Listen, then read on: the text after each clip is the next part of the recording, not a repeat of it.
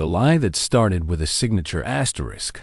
The thing about doing something unforgivable is that the first few days afterward, you still think you were right. Maya Trent stood by the 34th floor window of her high-rise office and watched the rain slip down the glass like nervous sweat.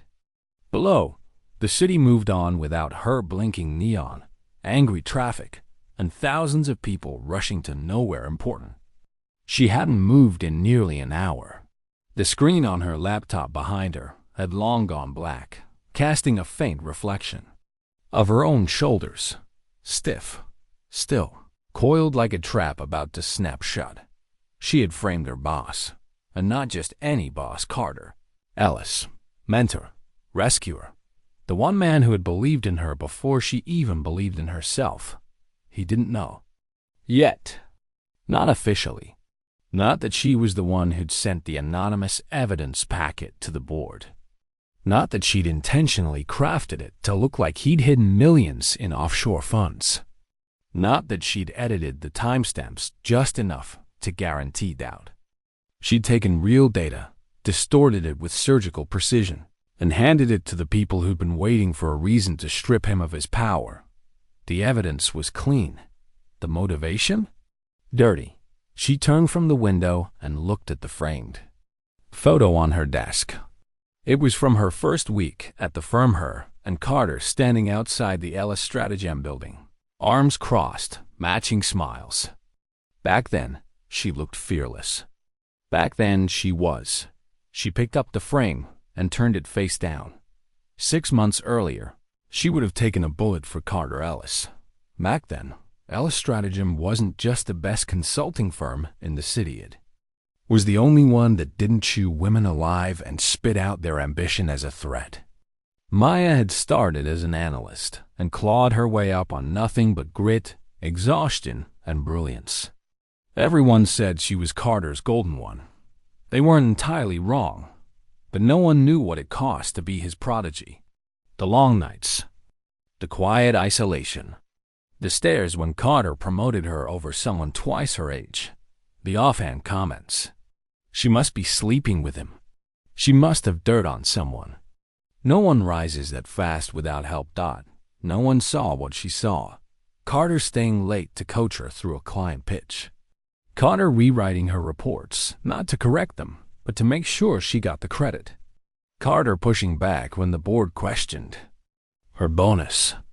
For 2 years, she believed he was the only person in power who hadn't sold his soul. And then came the hard blow. File.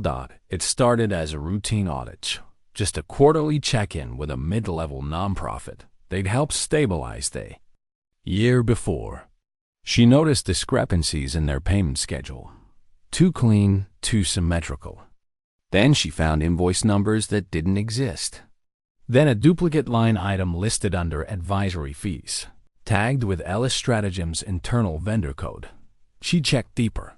That code was attached to 6 shell entities, all of them linked back to a holding company that didn't technically exist.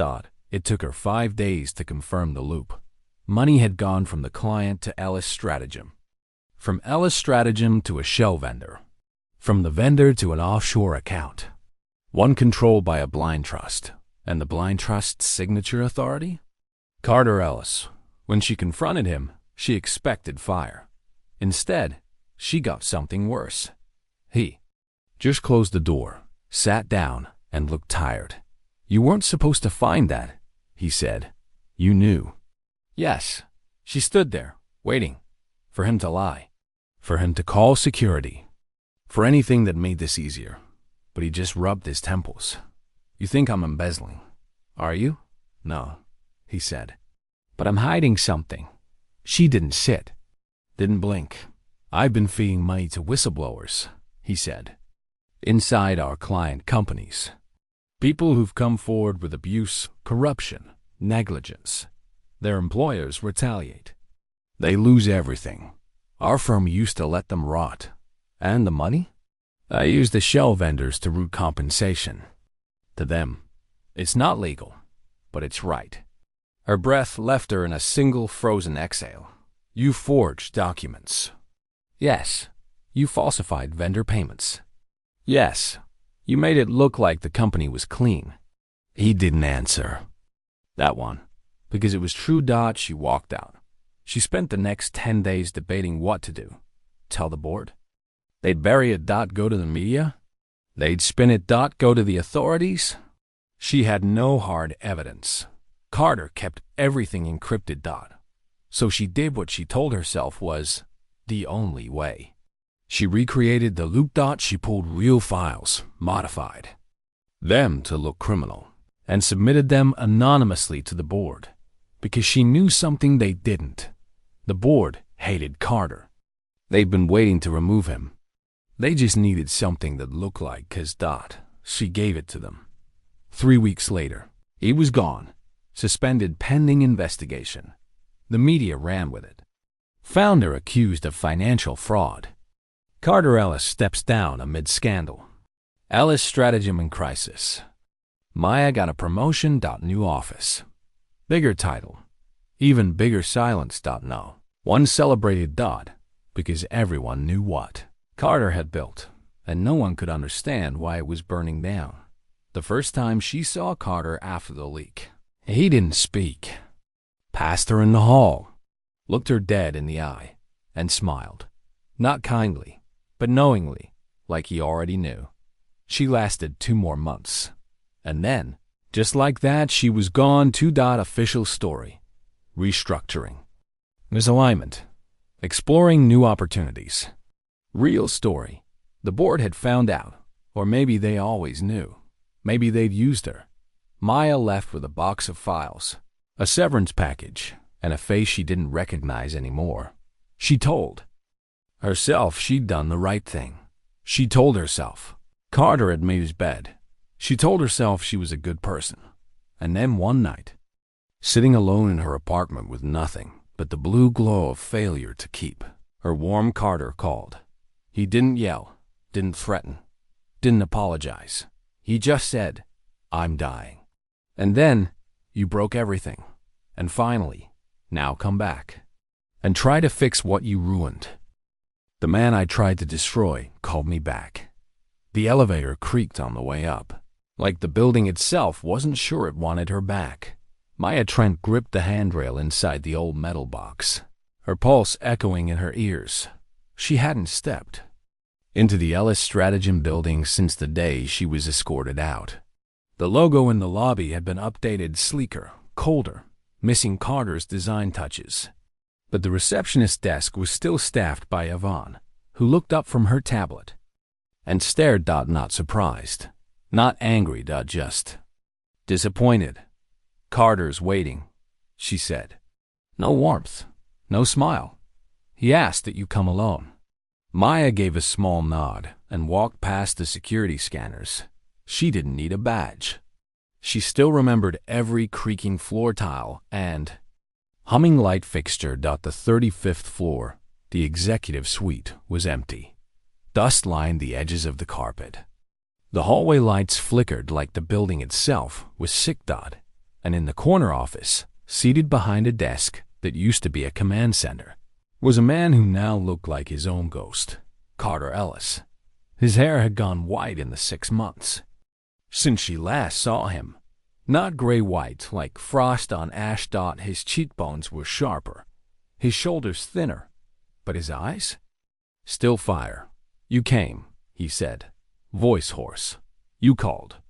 Had to know if you'd answer. I wasn't sure I should. You shouldn't have sent that email either." She winced. Carter stood slowly, as if every vertebra reminded him and had to say, "I'm not here to rehash what you did."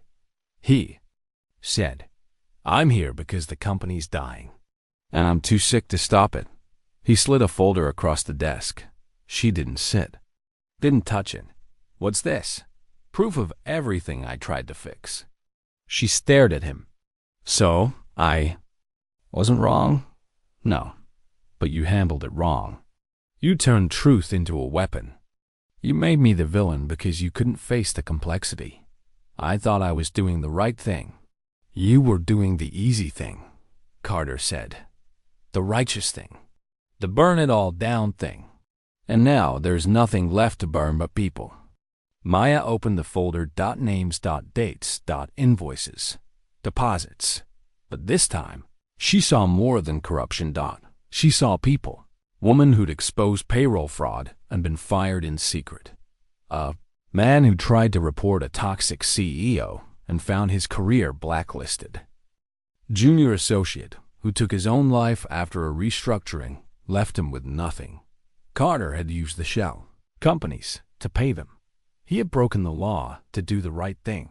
She had broken the truth to feel powerful. And now? No one trusted either of them. You want me to fix this? She asked. I want you to try, Carter said. Because they'll never listen to me again. But they might still listen to you. You think anyone here would follow me? No, he said. But maybe they'll follow the version of you that comes back and bleeds for it. She looked up. Why me?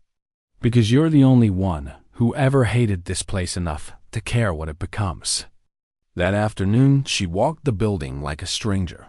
The bullpen was half empty. Lights turned off. Departments folded. Most of the people she once mentored were gone. The few that remained either turned away or stared like she was something dead that wouldn't lie down. She entered the war room, once the heartbeat of strategy, now a graveyard of whiteboards and forgotten files. On one corner table, she found a yellow legal pad. Someone had scribbled across it in angry, jagged letters. She burned him to save herself. And now she's back to what? Dance on the ashes? The next day, she returned anyway. No one greeted her. No one stopped her. She claimed an empty desk in the corner of the operations wing and booted up the one working terminal she could find. By noon, she'd already pulled the last 2 years of financials. By nightfall, she'd reconstructed 3 of the board's off-book accounts. At 1 May, she found the first fraud funnel in HR. Subcontractor paying kickbacks to 2 remaining board members. At 1:40 May, someone knocked on the glass. Leo, you look like hell, he said. You always say the nicest things. He stepped in and tossed a protein bar on her desk. I heard you were back. Figured I'd see it myself. You stayed? I'm a cockroach. Hard to kill. They sat in silence. After a beat, he said, Why are you really here? To fix what I broke. You framed a man and got him suspended. You know, that's not just a typo, right? I know. And now you think, what? You expose the board and everything resets? No, she said. I think if I don't, the people they're going to hurt next won't have a chance. Leo stared at her. Then nodded. All right, he said. I'm in. The next morning, Maya held her first meeting. 3 people showed up. Leo, a junior, dev named Nora, and surprisingly Lex. Lex hadn't spoken to her since she left. He sat in the corner, arms folded, jaw tight. Let's get something straight, he said before she even started. You're not in charge. I'm not here to lead, she said. I'm here to listen and fight. That paused him. Slightly.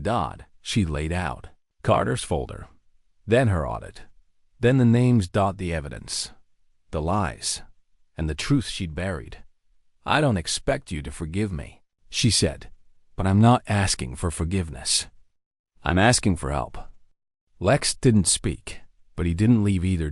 By the end of the hour, they had their first task: rebuild the client trust map and find out which contracts were salvageable.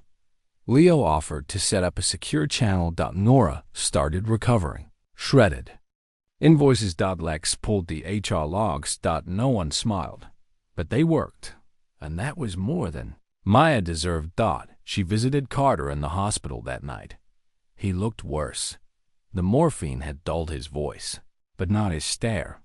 You're in deeper than you thought, aren't you? He asked. Always was. Have you told the truth yet? Not all of it. Why not? Because I don't want them to hate me more than they already do. He laughed, bitter and broken. If they're going to follow you, Maya, they need to know who they're following. I'm not ready. You won't ever be. That's the price of real redemption. You pay in blood and you don't get receipts. She left the hospital that night with his words in her chest like glass. She didn't sleep. Instead, she drafted a letter to the employees, to the media, to the world. Subject line, confession. But she didn't send it. Not yet. Instead, she walked into the boardroom the next morning, slammed the folder down in front of Elaine Mercer, and said, I have the files. I have the trails. I have the names. Elaine didn't flinch. She simply sipped her tea. Do you have a future? She asked. Maya didn't blink. I'm not asking. Elaine set her cup down. You really are Carter's favorite little weapon. You're going to regret this. No, Maya said. I've already lived my regret. Now I'm just aiming it. The confession that broke the silence. Asterisk. The email had no greeting. Just the subject line. Confession. The truth about what I did. Maya stared at it in her drafts folder for 21 minutes before finally clicking send. It went to everyone. Current staff, former staff, clients, press contacts. A few enemies she couldn't name but knew were watching. By the time she stood to close her laptop, she already felt the world shift under her feet. The silence in the office was thick as smog. Phones hadn't started ringing yet, but they would. And when they did, it wouldn't stop. Leo appeared in her doorway with a pale face and a styrofoam cup. You actually sent it? I had to. You realize this is career suicide, right? Maya didn't flinch. I already died once, she said. This is just the afterlife. The confession was 7 paragraphs long. She didn't hedge. She didn't spin. She wrote, I was the one who submitted the anonymous report that led to Carter Ellis's suspension. I took real data and altered it selectively, intentionally, to make it look like he'd committed a fraud. I did this because I thought I was saving the company from corruption. I was wrong. Carter was not stealing. He was covering for whistleblowers, protecting people we would have otherwise abandoned. He didn't break the company. I did. I thought the ends would justify the means. They didn't. They never do. She signed it with her full name. No title. No excuses. Just the truth. By 9/17, Amide. Twitter had it. By 9/26. She was trending. By 9:43. A local business reporter published a full letter under the headline, Corporate Golden Girl Confesses. I framed my mentor. The office was dead quiet. No one made eye contact. Even the printers had stopped humming. Maya sat in her glass-walled office and waited. At 10:03, amazed. Someone threw a rock through the front window. Security swept in. The board called an emergency meeting without her. At 10:29 a.m., her direct line rang. She didn't recognize the number, but answered anyway. You should kill yourself, the voice said, low and cold. You destroyed a good man. Click. She didn't cry. She didn't move. She just turned off the ringer and opened the internal video platform. If the world was watching now, she would give them something worth seeing. By noon, the entire staff received the meeting invite. Open forum. Maya Trent speaks. No cameras. No PR. No lawyers. Just Maya, standing alone in front of the war room whiteboard. There were maybe 60 employees left. 30-5 showed up, some out of curiosity, some out of loyalty, most out of the hunger to watch her bleed. She stood behind the podium and didn't pretend to smile. I won't keep you long, she said, but I need you to hear this from me. Not through headlines, not through a screen. She took a breath. I framed Carter Ellis. That part, you know. What you don't know is why. Double quote silence. She let it stretch. I was afraid, she said. Afraid of what I was becoming. afraid that I was turning into the same kind of person I swore I'd never be. I wanted to do something good, but I didn't want to do it patiently or honorably. I wanted to do it loudly. Ava, one of the HR analysts, raised a hand. Did you really change the data? Yes, Maya said. I changed the dates. I altered vendor names. Just enough to make the story unchallengeable. Leo stood in the back, arms crossed, unreadable. Lex leaned against the wall, not blinking. Carter tried to protect me, she said, voice softening. Even after I lit the match. Someone whispered something. She heard it. Too late. She nodded. I know. I'm not asking for forgiveness, she said. I'm asking for permission to rebuild something better, something honest. More silence. Then Lex stepped forward. Why now? He asked. Why tell the truth now? Because Carter's dying, she said. And I realized I was trying to save the company's reputation when I should have been trying to save its soul. She paused. Then added, and because I realized, if I died tomorrow, what I did, would be the last thing I was remembered for. A voice from the back asked, do you still think we should exist? I think we owe it to the people who should have been here to make this place worth staying. No claps. No cheers. But no one left. And that was a beginning. She didn't go home that night. She stayed. Replied to every email. Deleted every offer to spin the story. Drafted an ethics pledge. Outlined a board reformation plan. She made lists of everyone the firm had hurt and wrote their names on a whiteboard. And then she just sat in silence. The next morning, the State Ethics Committee released a statement. No criminal charges yet, but they confirmed an investigation had opened. And Maya was named as a cooperating witness with possible liability. The press exploded. Talk shows debated her sincerity. Some called her brave. Most called her dangerous. One blog wrote, Maya Trent is what happens when ambition meets delayed conscience. She printed that line, taped it to her monitor, used it as a compass. Over the next week, strange things started to happen. A former employee, Marcus Dane, sent her a message. I never liked you, but I believe you. A former client called and asked if they could renegotiate terms. Not because of your letter, the man said, but because I trust people who tell the truth after they've been caught. And the day Carter died, someone left a package at the front desk. Inside, a bronze plaque with a single line. You can't rebuild a legacy with clean hands. That night, Maya returned to the hospital one last time. She wasn't allowed inside. Carter was already gone, but the nurse handed her an envelope. Handwritten. Inside, one sentence. Don't let them give the ending I deserve to someone who never earned it. She didn't cry. She couldn't. So she folded the paper and carried it in her pocket like armor. The next morning, she stepped in front of the entire firm, what was left of it, and said, I'm not going to lead this company. Murmurs. I'm going to remake it. The threat that didn't come from outside. The thing about tearing down power is this. You don't get to decide who picks it up next.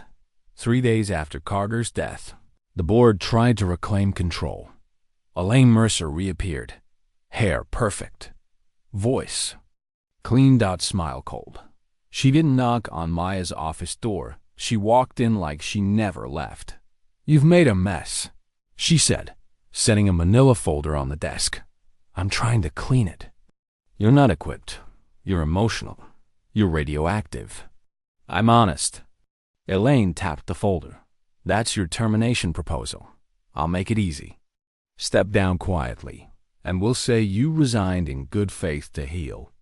We'll put together a golden parachute. Let the media chew on the narrative and move on. Maya didn't even open the folder. I'm not leaving.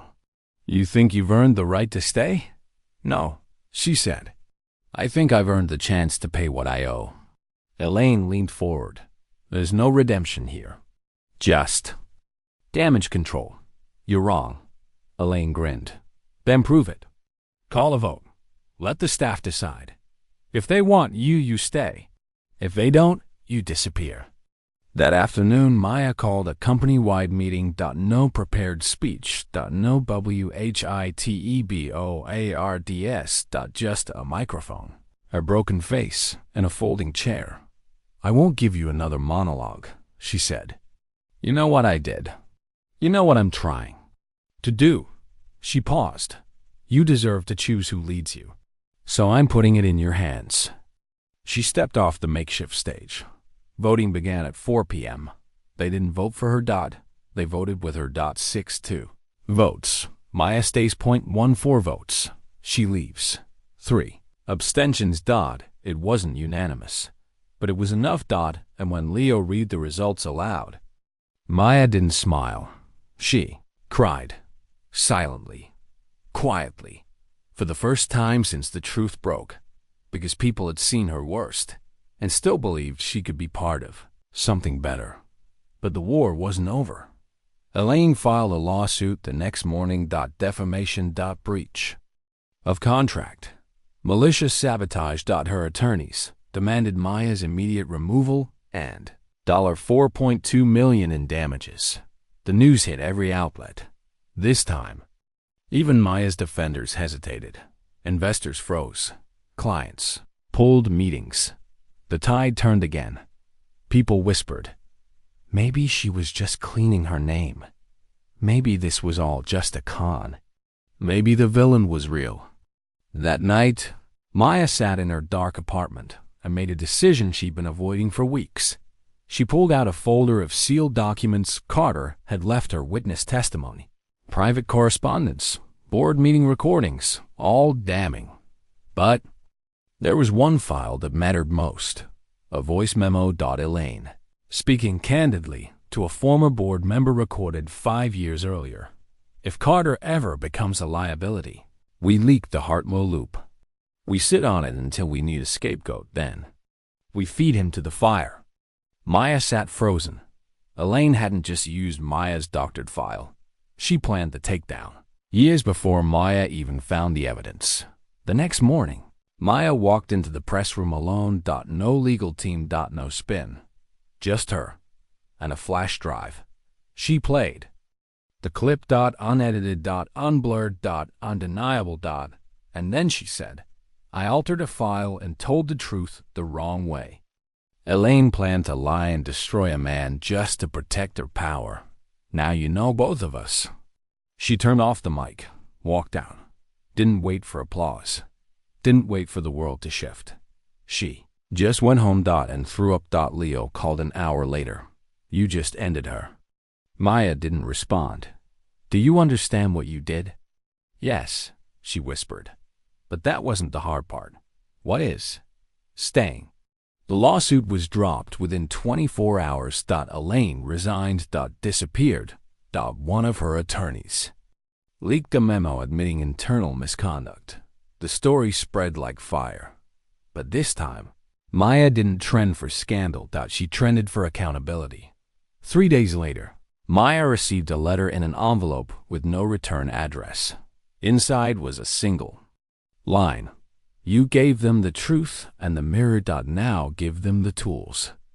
She didn't know who sent it, but she knew what it meant. She started rewriting the company charter that night, clause by clause, with input from every department. She created a rotating leadership model, public accountability protocols, whistleblower protections backed by law, a profit-sharing program for all staff, and an embedded mentorship track for rising leaders from underrepresented backgrounds. No more kings. No more queens. Just builders. At the new signing ceremony, Leo leaned in. You realize this means you'll never be the one in charge again. I know. You're giving it away. I'm giving it back. Before signing, she stood in front of the gathered team. No speech, she said. Just this. She held up the original confession email, printed and yellowing at the corners. I'm keeping this in the lobby, right by the plaque with Carter's name. Lex raised an eyebrow. You want people to remember what you did? No, Maya said. I want them to remember what I chose to do after. She signed the charter. One last time. As Maya Trent. Not CEO. Not partner. Just one name in a new future. The name I left behind. They wanted to give her a plaque. A marble 1. Gold inlay. Script font. Maya Trent. The woman who saved Ellis Stratagem. She told them no. Not because it wasn't true, but because truth wasn't the point anymore. Redemption didn't need a podium. It needed a door held open for the next person who'd fall and have to climb their way back. 3 months after signing the charter, Maya stepped down. Officially. Permanently. She single quotes de-announced it in a single email to the full staff. I came back to fix what I broke. Now that it's fixed, I'll get out of the way. No ceremony.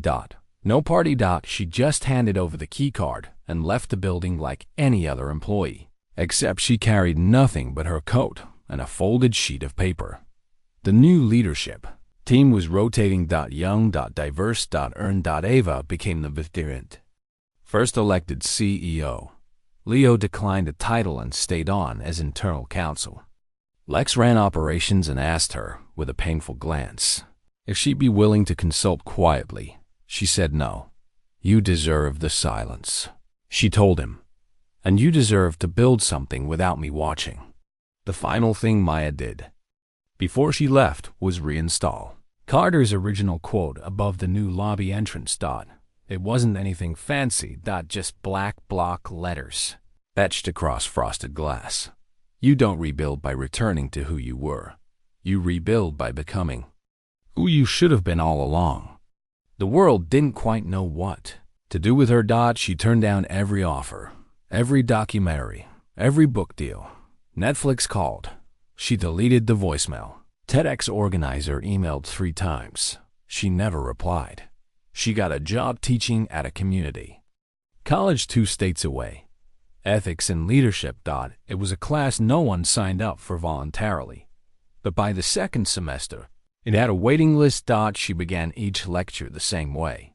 I once destroyed the best man I knew, and I spent the rest of my life trying to be worth the forgiveness he gave me anyway. One rainy afternoon, as spring broke the back of winter, Maya received a package in her campus mailbox. No return address. Inside, a bronze coin. The same kind Carter used to carry. The one he kept on his desk. The one she thought was lost. Etched into one side. ES 1.0. Etched into the other. No crown. No throne. Just bricks and hands. No. Just that. She held it in her palm for a long time. Then placed it in a clear box on her classroom shelf. Next to it, a sign. Built by the broken. That summer, Ellis Stratagem hit the headlines again. Not for scandal, but for something unheard of. They turned down a multi-billion-dollar merger. Publicly. The statement went viral. We don't serve growth. We serve people. And people aren't scalable. Comment sections lit up. Some mocked. Most didn't. Because the name Ellis Stratagem meant something again. Not prestige, but resilience. Maya visited the building one last time. Unannounced. She sat in the lobby like a stranger and watched the new faces move. Laugh. Hurry. Breathe. No one recognized her. That was the goal. Before she left, she stepped into the west hallway, where the company's timeline had been mounted. Photos. Moments. Dates. And there it was. Single frame. Not a portrait. Not a headline. Just a printout of her confession email. Framed under glass. Below it, a line. Written in marker. The day we stopped pretending. The day we started becoming. She walked out without a word. Never looked back. 3 years later, she got an email from Lex. Subject. Just so you know, it had 2 sentences. There's an intern here named Julia, who framed her manager to expose a cover-up. Today, she stood in front of the company and admitted it. Maya stared at the screen. Her hands didn't shake. She didn't cry. She just leaned back in her chair and whispered, "Good." There are no statues for people like her. No speeches. No legends. Just a faint imprint left behind when someone chooses. Truth over legacy. Maya Trent didn't rise again. She didn't build an empire. She walked away on purpose. Because sometimes the greatest thing you can do after burning something down is make sure no one builds it the same way again.